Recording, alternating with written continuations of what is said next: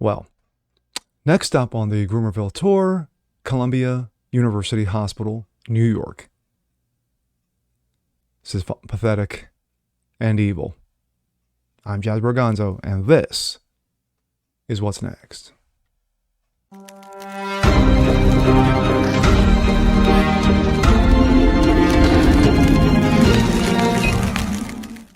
Hey, what's up, guys? Good Monday to you. Jazz Berganzo here. Another episode of What's Next, your daily dose. Hope you guys are doing good.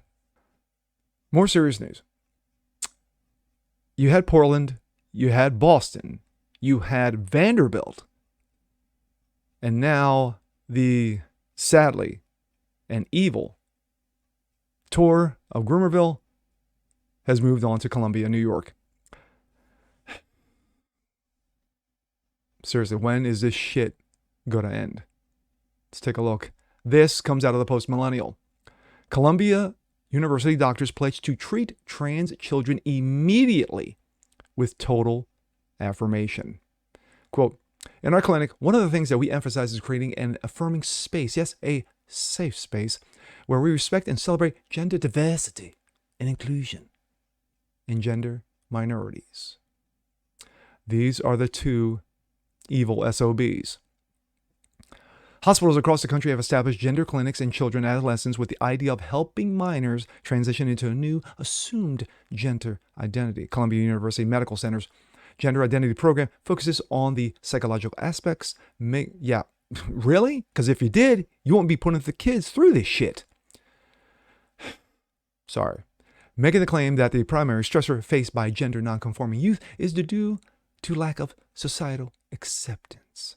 The practice for children and teens to, quote, offer services ranging from psychotherapy and medication management to hormone therapy and surgery. Oh, they are giving you the wide gamut. A promotional video put out by doctors Walter Bontink, and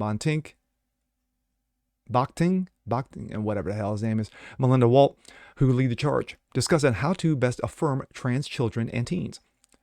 Botking is past president of the World Professional Association for Transgender Health. Yes, sadly, there is an organization for this evil, which has eliminated the age barriers for medicalized gender transitions. Eliminated the age barriers and identified eunuch as a gender identity. Wow. This is a first. This is the first I'm hearing this. Holy crap. I'll play the video in just a bit. The doctors at the Irving Medical Center in Washington Heights neighborhood of Manhattan state that they are here to help children and teens finding an identity that is representational of who they are and that it's not always easy. The state that finds this identity especially challenging for those who identify in a way that does not conform to traditional views of gender or sexuality. You know, the trial age of man and woman, since the beginning of time. That's so in the past. Quote, the Columbia Gender Identity Program provides evidence based care, to children, adolescents, and adults who identify as trans, gender non-binary, gender non-conforming, Walt states. Quote, transgender teens are non-conforming. People typically face two sources of stress, Botking says. The first is called society not understanding the person's alternative gender identity, like an alter ego, while the second stems from the feelings of that the internal self and their body does not match up, which includes expectations placed on an individual by a misinformed society. And so our program is equipped to help young people and their families with both sources of stress, Botking says. Walt explains that their gender identity practices will affirm the individual and will not question their assumed identity. Excuse me. She states that they will celebrate gender diversity and gender minorities, indicating that the child or teen comes in and feeling like they are the opposite sex. The doctors will agree with them without any evidence. I'm adding that in because, facts.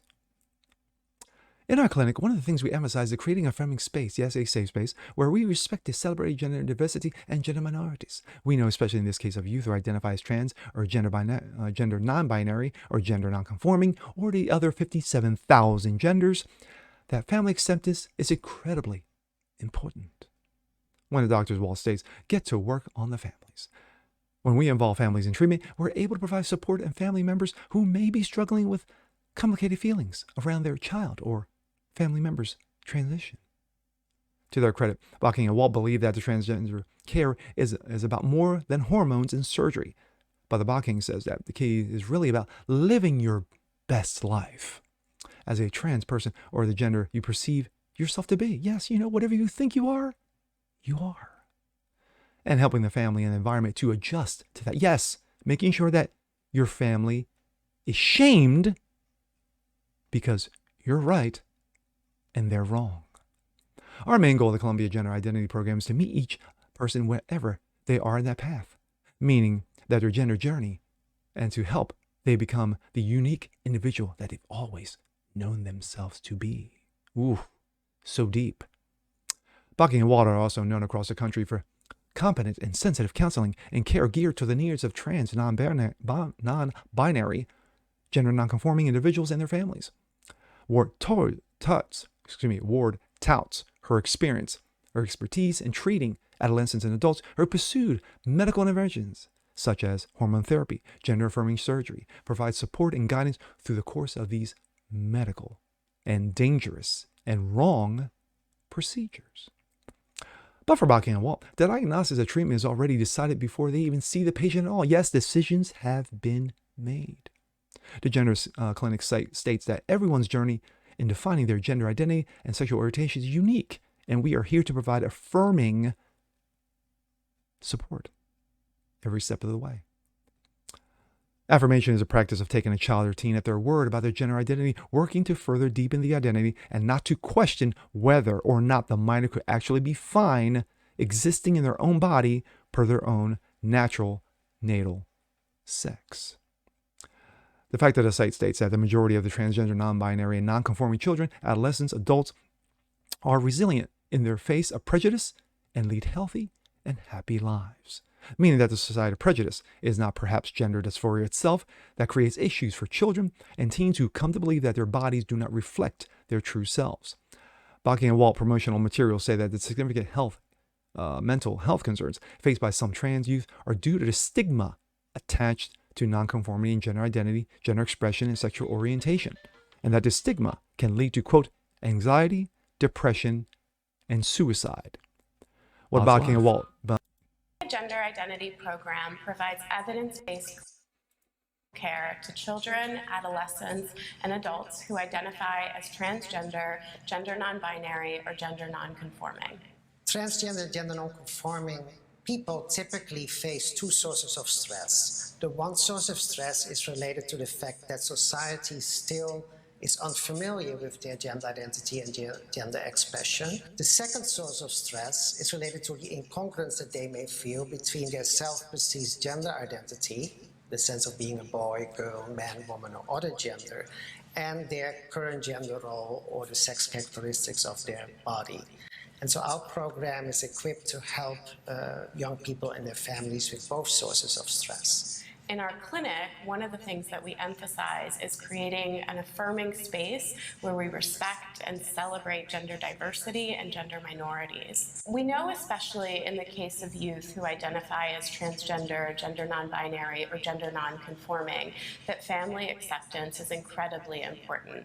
When we involve families in treatment, we're able to provide support for family members who may be struggling with complicated feelings around their child or their family member's transition. And by providing support to help through that process, we're then able to help them refocus on strengthening and building that relationship with the child or family member who's in front of them. Columbia Gender Identity Program. My thoughts. Again, just like with Portland and Boston and, of course, Matt Walsh, who has taken on Vanderbilt. This is in every state, as he stated. And for these people to think that this is normal, to have teenagers, and then when you have the one guy, this guy Bocking, who was part of a program that eliminated age barriers for children who are confused that means, you know, cutting off Jane's breasts at 11 or 12 years old and lopping off Johnny's balls at 10 or 11 years old. This is insane. This is an insanity. And I've said this before in other videos regarding this, but when is enough enough? When is enough enough? And personally, honestly, I didn't think that this was going on in this many hospitals, in this many states. I thought maybe you had one or two exceptions, with Boston, and Portland, only because of where they are, Massachusetts and Oregon. You expect that.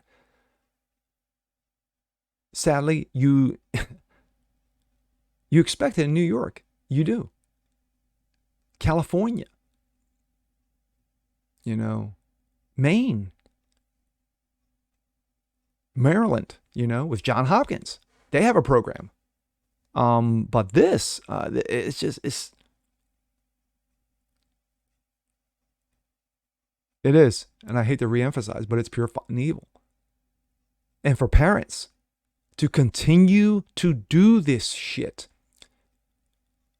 when easily they need real professional psychological help. And yes, this guy even mentions psychological help, but to confirm the brainwash that your child has a problem and that hormones, surgeries, chest binding, these things is what's necessary for little Jane and little Johnny. Not to say, hey, well, you know what? Your child's 11, 12, 13, 14 years old. They're still growing into their bodies. They're still growing into their heads mentally regarding this. And she's just a tomboy. She'll grow out of it. It's called a phase. No. That we can't have. But just to automatically make the decision before that child even steps into your office to say, well, yeah, here are the available procedures. And here's where you sign.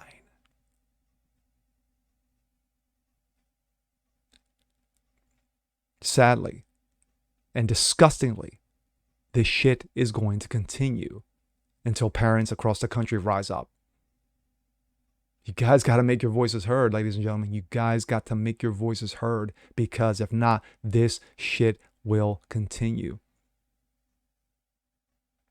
And I'm glad that in Tennessee, in Vanderbilt, that the governor has stepped in and said, yeah, we need to do a full blown out investigation regarding this, because this program has got to be shut down. Shut it down. Shut it the fuck down. And with that being said, I'm Jazz Berganzo. This is What's Next. Want to see more just like this? Please leave a comment below. Like it, share, subscribe to it. And we'll catch you guys on the next one. Peace.